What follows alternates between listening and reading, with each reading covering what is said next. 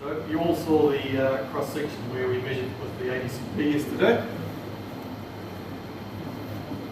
We found this to be the best section, as you probably saw, sort of for obvious reasons. This is the most smooth and laminar section. But unfortunately, the instrument that we use, the river ray, is really made for really deep rivers. And this was very shallow, 1.3 was the maximum, so quite shallow. So it really wasn't the appropriate instrument. We still got a good cross section out of it, but as you see with the river, it did struggle at times. This was probably our best cross section we got. So we did get our minimum 2 bins, so we've got 1 there but 2. Very shallow on the left bank, and then it did get better over on this side. Also shows, it's a very rocky, not a smooth bed on the river, but overall, not too bad. For the river rate, that's a pretty good result. But looking at some of the other sections, just out for example, you can see how it struggled on the left bank because it's just too shallow. But if we look at the overall results, so can you see that? So you can see a total queue here. So 21, 23, 26, 23, 32, and a 23, giving us 25. But quite a big variation here of 15%. That's a correlation of variation there, which is not that good. I know some of you asked me, well, that one at 32, should we remove that and not use it? But really, because this section has so much variation, that's just the result of all the variation in that place we're trying to measure. Really, it's not a perfect place, so you're always going to get a variation. So leave every measurement in unless you have a good reason to uncheck and take it out. It should really stay in unless there's a good reason for it. So we're going to leave them all in.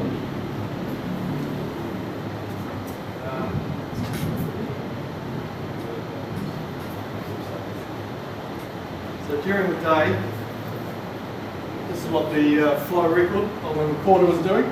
So it was quite stable. This is 6 AM, didn't quite get to 12 AM. But you can see it was quite stable in the morning, which was good. But just before lunch, when we went to lunch, it started to climb. I don't have the rest of the record, but it did climb. And we noticed that in the rocks, it started coming up. So we sort of had 2 different discharges going on.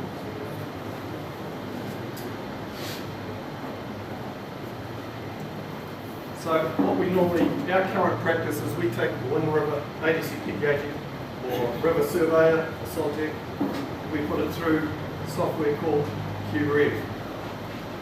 Q being discharge, REV being revision, so discharge revision. So this is a way of QA, QC on an ADCP, also a flow tracker and mean or mid-section gauges as well. We're contemplating current meters as well for that. But at the moment, anything ADCP or ADV, like a flow tracker, can be brought into the software and it will do some QA, QC checks. So it brings in the transits, as you can see here. It just shows you the cross-section briefly, things like the how good or bad your boat track was. You can see it was very fast on this side, the boat went away down through, showing you that. Also our discharge, it was slowly increasing over the time. 25 minutes we were doing gaugings, it was starting to come up slowly, so you can see that pattern. I know this is very blurry, but it also gives us our extrapolation, because the ADCP can't measure the top or the bottom, so it has blanking distances and zones that it doesn't use, so we need to extrapolate so we get the right velocities through the whole profile for the discharge readings. But the most important thing, if there's only one thing you do with this software, is go and look at the messages that it throws up. So this will tell you where the problems are in your gauging. So you can hear you say that the two worst ones were we get a lot of flow on the edges, particularly here. We missed a lot of flow because we kept the boat out 3 metres out. So because it was out, we didn't measure this section here. So it's saying that it was over 5% of the total discharge, which is not so good. We should try and measure as much as possible. We also didn't do a moving bed test. We should have, that's my fault. You should always do a moving bed test because maybe the bed was moving and we're getting false readings. We won't go into it, but it's telling us that we didn't do one. It's also giving us a lot of other messages down here, which I won't go into. But just to say that it's really good software for telling you where the issues are with engagement, where the problems are, what you can do better. And let's have a look at that's the layout. Boxes, messages. Yep, so let's go to extract. So good. It shows us where our velocities are as well. This is our velocity here, up and down. They're pretty, there's nothing really that even. And also the person operating the drawstring bringing it across, that was pretty good, pretty even. So it shows there's a lot of data in there, a lot of information that it can show you. And of course, as I mentioned before, it does the extrapolation. I wonder if you wanted to go, Salvador, what helped the alpha value? Yeah, so this is important to you for alpha reasons. Do you want to have a quick how you use this? Very quick. Very quick. Yeah.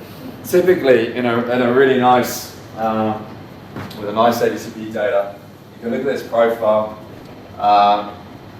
and you can find out what the value is at the top, which is maybe about 1.1, and divided by 1. 1 is roughly where your mean velocity is. So, for example, a 1/6 power law would be, well, it's very close to it. At a 0.8, it'll be 1.2 or 1 divided by 1.2. So you can kind of use it to get the shape. It's only really helpful if it's regular. It's a little bit of guidance, so you can also use the exponent as well. But yeah, it gives you a bit of idea what's going on. But with the case with this measurement, when I checked the surface cells, there was a lot of distortion from the surface cells through the profile, so it wasn't the best for giving us the indication. And actually what I did was use a combination of the drone velocity, so maximum velocity, and the mean velocity from the ADCP. So I've actually used 2 sources to quite an entropy value, which I could also get an alpha from, and it agreed with what Salvador, Hessel and I kind of, and that's why at the start we thought it was going to be a rough and a low 0.7, 0.75 surface coefficient. That was telling me the opposite, which I couldn't understand. But yeah, when we used the 2 sources of data, we come up with the 0.75 approximately, which fitted in with what we kind of knew. So, but just shows you the usefulness of having an ADCP gauge at the lower and medium flows where you can, so you can extract the alpha, so to know what your site alpha is for the higher flows, rather than guess. Yeah, or even the entropy factor, which will extend very easily to your high flows, but that's a bit more. That's for another day. That's for another afternoon. So just the final thing that's handy here is when we go to, this is where we've got our velocimetry. There's a bucket here. So there's our 6 cross section there, and it gives us our average bed level, smoothed out. You can see our big extrapolation on the edges here. But this is where, and down the bottom here, we exported this as a CSV, and that's the data that Mark can go for image velocity. You can bring that in as your cross section. It's a nice way of bringing that without going across and surveying it manually. If you have an ADCP, you can use that data. So. And just to sell QREV to you, QREV is free. We've deployed an ex-USGS guy, Dave Mueller, who created it originally. He's retired, but he's been employed by quite a few, several countries around the world. And we put money in every year. He develops it and does what we ask him to do. So it's still being developed, but it's in a stage where it's very good, but it's free. It's free, we don't charge for it. So I encourage you to, I can send the link to Dave's webpage where you can download software. He also has really good training videos, which you need to watch. just how to use QRev, how to use the different tabs and what it's telling you. So I encourage you to use that for QA, QC of your anything ADCP or flow tracker measurements. Okay, last two things. Camera results. The results from the last two sessions. Well, some of them. So I've entered in, these are this morning's two groups. And I know you're going to go straight to these results. 27.4, 27.1. That's from the two methods. Pretty good, right? I've just highlighted the max and mins, which is sort of similar for both as well. We have some extra bit there was the ADCP. That was, were these flown at the same time as we did, or was this later? No, so the drone measurement was at the same time the ADCP was in the water in the video. Yeah. Just trying to count for maybe a couple of cubics here. Okay. And the rating flow is approximately 30, so you're bang in the middle. Yeah. And most of the results there are like that top 27s, but if you consider, like as Evan showed you with the variation that they were getting with the ADCP, the wide range, I think there's actually a much closer cluster of measurements from both of those software, so you have a lot more consistency in the measurements. So yeah, as we say, it's pretty good. Really, if that was your only method to go down there and just fly a drone or get a camera measurements, you can't really complain about having 50% off. Last but not least, what are we going to do with this data? We're going to put it on the rating curve. So here's the rating curve. I'm not sure whether you thought countries put their rating curves this way, but we tend to go the other way with stage up the side, which makes sense with stage. I noticed you had a plot the other way. No, that was the other way around. Yeah. It doesn't matter, it just means the curve goes the other way. I'm just going to blow up, because we're way down this bottom end.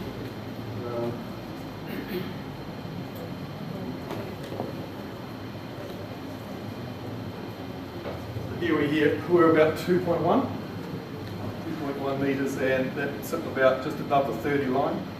So our gaugings at 27, 25 are around this clump here, aren't they? So not too bad. I'm not saying, it's something I mentioned to some of you yesterday. Remember, the gaugings are if the gauging's done right, flow measurement, that rules. That's number one. That you don't compare it with the rating. As far as if it's off the rating, you throw the discharge measurement away. It's the other way around. You need to change the rating to match the measurements. So that maybe there's a bias in this rating, it needs to go slightly lower. But just one last point, we look at the top end of this rating.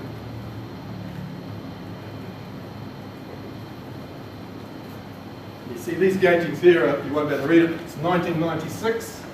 I was working then, but you weren't. 1996. The curve's way down here now. You can see the shape's pretty good, but really no new gaugings. But this is a great opportunity for STIB, camera work, right? And how else are we going to get these gaugings?